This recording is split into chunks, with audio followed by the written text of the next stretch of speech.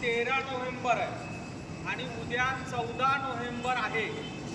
तर 14 नोव्हेंबर हा दिवस पंडित जवाहरलाल नेहरू यांचा जन्मदिवस आहे आणि हा जन्मदिवस आपण बालदिन म्हणून साजरा करतो। आता पंडित जवाहरलाल नेहरू कोण होते हे तुमच्यापैकी सगळ्यांना माहिती असणार आहे। कोणी सांगू शकेल का पंडित जवाहरलाल नेहरू कोण होते? हात वर करून सांगायचं फक्त। पंडित जवाहरलाल नेहरू कोण होते? स्वतंत्र भारताचे पहिले पंतप्रधान पंडित जवाहरलाल नेहरू होते। तुम्हाला माहिती आहे की भारत ब्रिटिशांच्या ताब्यात होता आणि ब्रिटिशांच्या ताब्यातून भारत स्वतंत्र झाला। त्याच्यानंतर पंडित नेहरूंना भारताचे पंतप्रधान म्हणून त्यांची निवड झाली आणि पंडितजींनी भारताची मुहूर्तमेढ रोवली। म्हणजे आज आपल्याला जो भारत दिसतोय तर त्या भारताची सुरुवात पंडित नेहरूंनी सुरू केली। पंडित नेहरूंनी अनेक शैक्षणिक संस्था सुरू केल्या।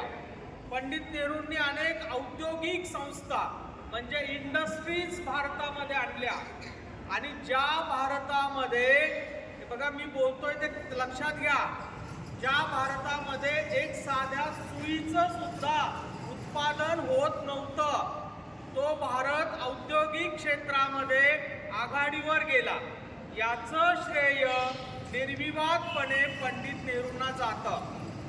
या पंडित नेहरूंच्या व्यक्तिमत्वाचे अनेक पैलू आपल्याला माहिती आहेत, असले पाहिजे। त्याच्यामध्ये पंडितजींना लहान मुलं फार आवडायची आणि लहान मुलांना सुद्धा पंडितजी फार आवडायचे। मुलं त्यांना प्रेमाने चाचा नेहरू म्हणत असत। पंडितजींना गुलाबाचं फूल आणि लहान मूल या दोन्ही गोष्टी आवडायच्या। पंडितजींच्या कोटवर नेहमी गुलाबाचं फूल असायचं आणि जिथे जातील तिथे ते मुलांच्या मध्ये मिसळायचे। म्हणून भारत सरकारने असं ठरवलं की 14 नोव्हेंबर हा जो पंडितजींचा जन्मदिवस आहे तर तो बालदिन म्हणून साजरा करायचा। तर या बालदिनाच्या निमित्ताने उद्या तो बालदिन असणार आहे।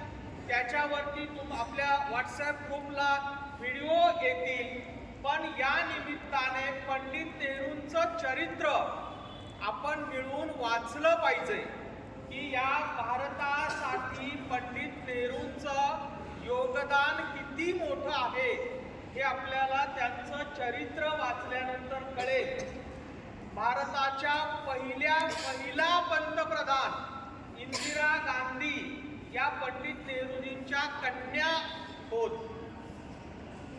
पुढे राजीव गांधी पंडित नेहरूंचे नातू हे सुद्धा भारताचे पंतप्रधान।